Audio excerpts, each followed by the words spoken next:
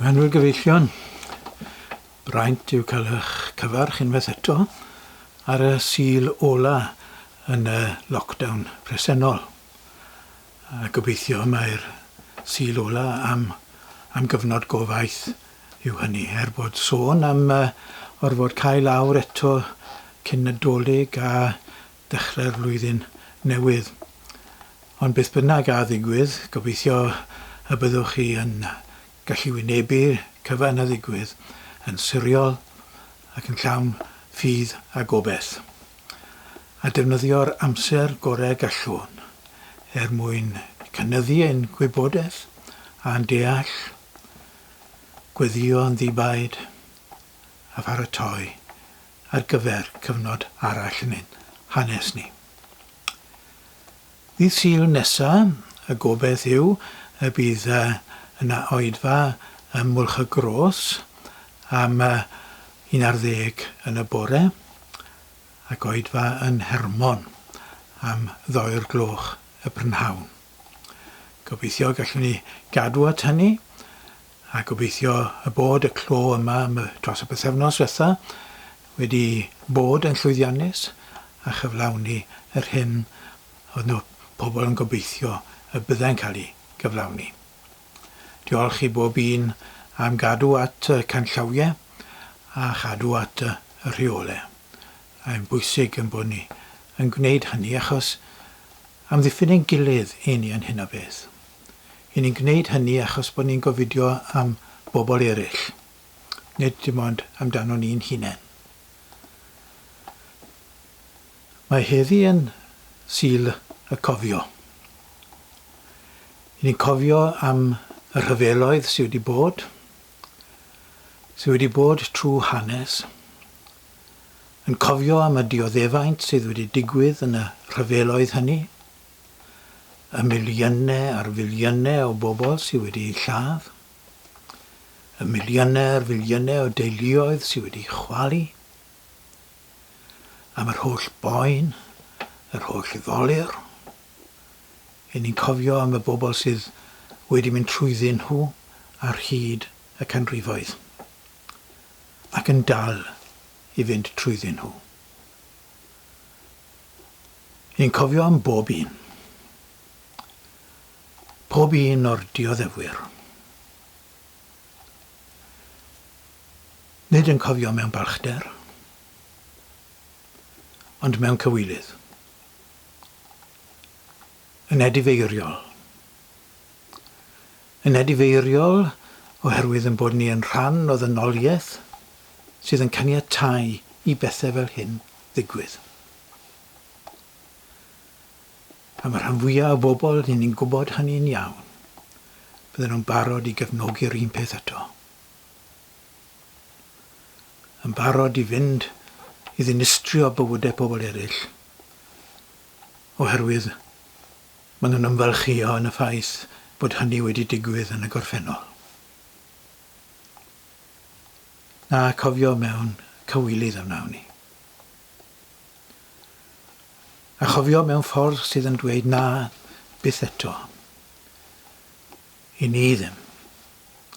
I fi fel disgybl i'r arglwydd Iesu ddim yn barod i achosi dioddefaint i bobl eraill. I fi fel disgybl i'r arglwydd Iesu am ddilyn ffordd Iesu. Ffordd Iesu o weithredu. Y ffordd a ddangosodd adeg y Pasg pan gas arestio yng ngardd Gethsemane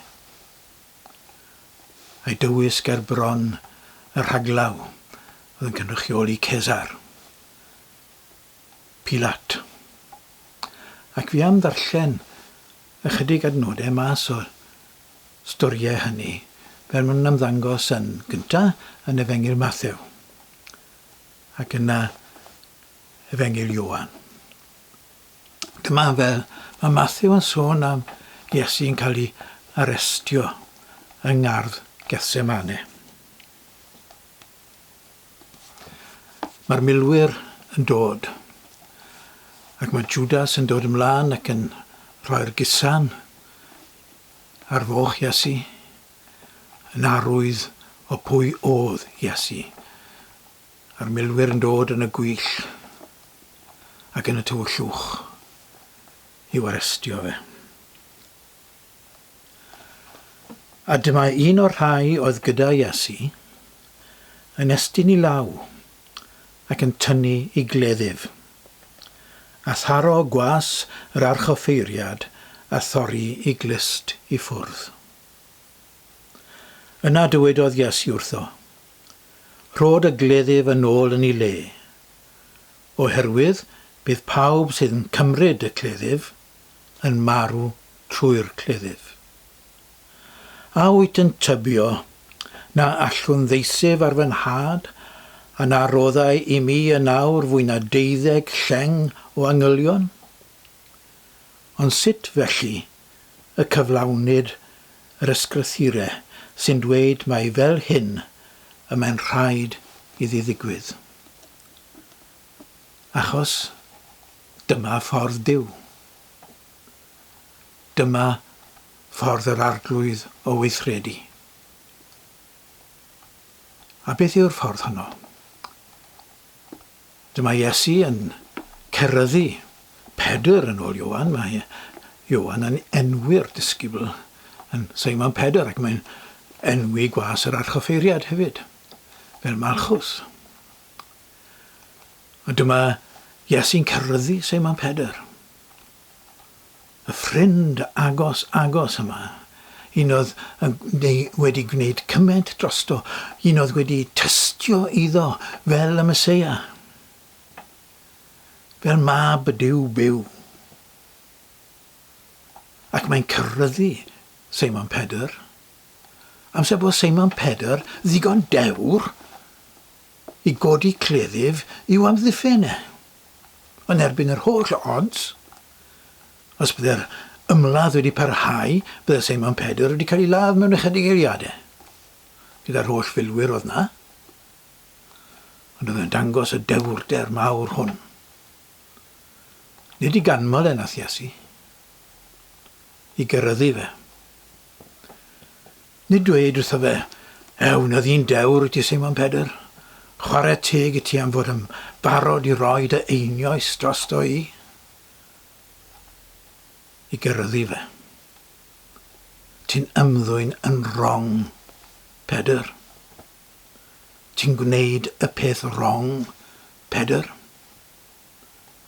Wyt ti jyst yn dod â rhagor o drais ac o gysineb, o ddicder, o'r awydd i ddial. Ti jyst yn gadael y broses yna i barhau. Rho'r gleddyf yn ôl yn y wain. Achos mae pobl sydd yn defnyddio'r cleddyf yn mynd i gael ei dinistrio drwy'r cleddyf.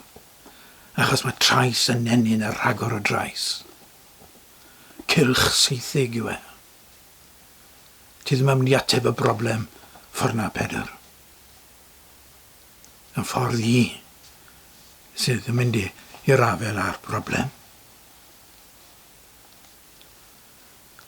Ac mae'n dweud beth hyn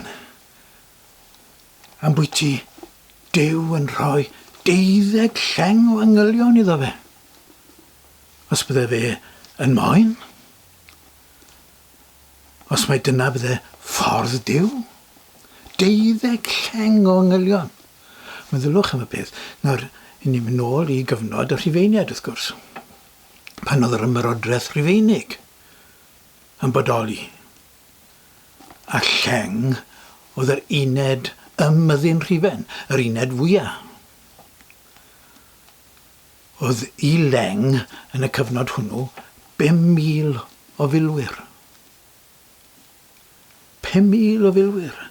Yr hyn mae Iesu'n gweud, y galle fe gael 12 lleng o 5,000 o filwyr yr un. 60,000. Boes bach. Gyda grym fel yna, galle fe goncro rhifen. Gyda grym fel yna, galle fe goncro'r byd. Os mae dyna bydde ffordd Duw, galle fe wneud e. Wrth gwrs y gallai fe wneud e. Ond nid dyna ffordd Duw. Nid dyna ffordd Iesu. Y ffordd Iesu yn un o roi ei hunan. Ennill pobl. Ennill calonau a meddyliau pobl. Nid dinistrio pobl. Mynd i'r afael ar un drwg trwy dystiolaethu dros ddaioni. Mynd i'r afael a thrais trwy dystiolaethu dros ffordd tangnefedd. Dyna ffordd Iesu. A dyna wnaeth e ar Galfaria. Ond cyn iddo fe fynd i gael ei groeshoelio ar Galfaria, mae e yn cael ei ddwyn ger bron Pilat. Ac mae e yn cael sgwrs gyda Pilat yn ôl Ioan. Mae Pilat yn ei holi fe. Ac mae Iesu yn ateb rhai o'r cwestiynau. A dyma fel mae Ioan yn adrodd yr hanes o hyn yn digwydd. Mae Pilat wedi ei holi fe a'i ti yw brenin yr Iddewon ac yn y blaen. Mae'r bobl yma'n dod at ti ger ymron ni yn dy gyhyddo di o ddweud fod ti'n brenin yr Iddewon. Mae hyn yn deyrn fradwraeth yn gosod brenhiniaeth lan yn erbyn y wir brenin Cesar. A dyna beth mae'r bobl yma yn mynnu. Mae Cesar yw ei brenin nhw fel maen nhw'n gwneud yn nes ymlaen yn y stori. Mae y bobl yma yn ei wneud ei hun yn frenin, yn gwrthryfela yn erbyn. Mae pob un sy'n gwneud ei hun yn frenin yn gwrthryfela yn erbyn Cesar. Ac yna mae'r dorf yna yn dweud ar y diwedd, nid oes gennym frenin ond Cesar. Ac mae Pilat yn cynrychioli Cesar, yn cynrychioli ffordd Cesar, ffordd y wladwriaeth, ffordd y byd hwn. Yr ymadrodd mae Iesu'n defnyddio, ffordd y byd hwn o feddwl, ffordd o byd hwn o weld sy'n mae datrys problemau, ffordd thrais, ffordd dinistyr. Ac mae Iesu yn ateb fel hyn i gwestiynau Cesar. Atebodd Iesu. Nid yw fy nheyrnas i o'r byd hwn. Pe bai fy nheyrnas i o'r byd hwn, byddai fy ngwasanaethwyr yn hymladd. Rhag i mi gael fy nhrosglwyddo i'r Iddewon. Yr Iddewon yn Efengil Ioan, mae lot o ddadle ynglyn â ystyr y term a Ioan defnyddio hyd ac o hyd, ac yn anffodus iawn wedi achosi gymaint o wrthsymitiaeth ar hyd y canrifoedd. Mae'n defnyddio'r term yr Iddewon am arweinwyr yr Iddewon yn Jerusalem. Nawr, nid term hiliol yw e yn y modd mae Ioan yn ei ddefnyddio. Mae'n bwysig i ni gofio hynny. Sdim amser dyn ni mewn i rhagor i'r mater hwnnw, ond cymerwch e fel term am arweinwyr yr Iddewon. Arweinwyr, pobl y deml. Mae yr ysgrifenyddion, yr offeiriad, yr archoffeiriad ac yn y blaen. Rheini oedd yr Iddewon yn y modd mae Ioan yn defnyddio yr ymadrodd. Galilead oedd Ioan. Galilead oedd Iesu. Ac mi roedd yr Iddewon ddim yn hoff o'r Galileaid, i bod nhw'n Iddewig wrth gwrs o ran ei ffydd a'i cred a'i diwylliant a'i harferion. Ond pobl Judea, Jerusalem, oedd yr Iddewon yma. A dyna beth mae Iesu'n ei olygu amser bod e'n cyfeirio atyn nhw yn y modd hwn. Ond y gwir yw, nid dyma darddle fy nheyrnas i. Yna meddai Pilat wrtho, yr wyt ti yn frenin yn te? Ti sy'n dweud fy mod yn frenin, atebodd Iesu. mwyn hyn yr wyf wedi cael fy ngeni, ac mwyn hyn y deithim i'r byd, i dystiolaethu i'r gwirionedd. A mae pawb sy'n perthyn i'r gwirionedd yn gwrando ar fy llais i. Meddai Pilat wrtho, beth yw gwirionedd? Nid cwestiwn didwyll oedd hwnna oedd o Pilat. Mi roedd yn dirmygu Iesu wrth gwrs. Mi roedd e'n edrych lawr I drwyn ar Iesu ac yn ystyried Iesu fel rhywbeth bawr domen yn gael ei wared. Oedd e'n bolon I fflangellu fe. Mae rhai yn gweud bod e'n cydymdeimlo gyda Iesu ond gallai ddim derbyn hynny yn hunan achos oedd e'n barod I fflangellu fe. Mae e'n gweud amser yn gweud gadwch e fynd fflangellu fe gynta. Oedd o fflangellu'n ddigon I ladd rhai o gyfansoddiad gwanach neu gilydd. Oedd e'n beth dychrynllyd I wneud I rywun, ond oedd Pilat ddigon parod I wneud hynny I Iesu. Ac mae'n sefyll, a dyma'r eironi, fel mae Ioan yn ei goflwyno fe. Mae'n sefyll ger bron y gwirionedd. Iesu'n ymgnawdoliad o'r gwirionedd, ac mae'n gofyn beth yw'r gwirionedd. Iesu yw'r gwirionedd. Ac mae Iesu yn pwysleisio nad yn y byd hwn y mae I deyrnas yn tarddu. Dwi ddim yn gweud mai nid ar gyfer y byd hwn mae deyrnas. Mae wedi gofyn I bobl fel ni'n gwybod I weddio am ddafodiad y deyrnas. Ond yn deyrnas Dduw, ymhresynoldeb Dduw, gyda'r creawdwr, gyda hanfod bywyd, gyda ystyr bywyd. Yn y fan honno, mae teyrnas Iesu yn tarddu. Gwerthoedd y fan honno yw'r gwerthoedd sydd yn cael ei dangos yn Iesu. Gwerthoedd hanfod bywyd yw gwerthoedd Iesu.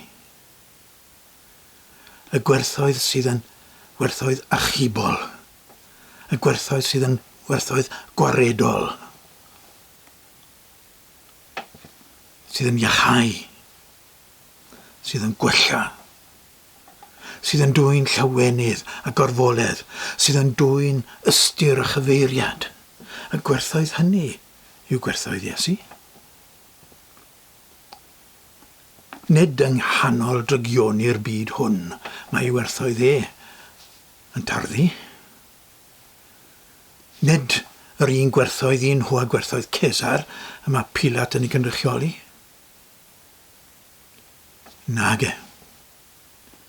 Pe bai, meddai Iesu, pe bai yng ngwerthoedd i'r un a gwerthoedd Cesar y byd hwn y bydde'n disgyblion i'n hymladd.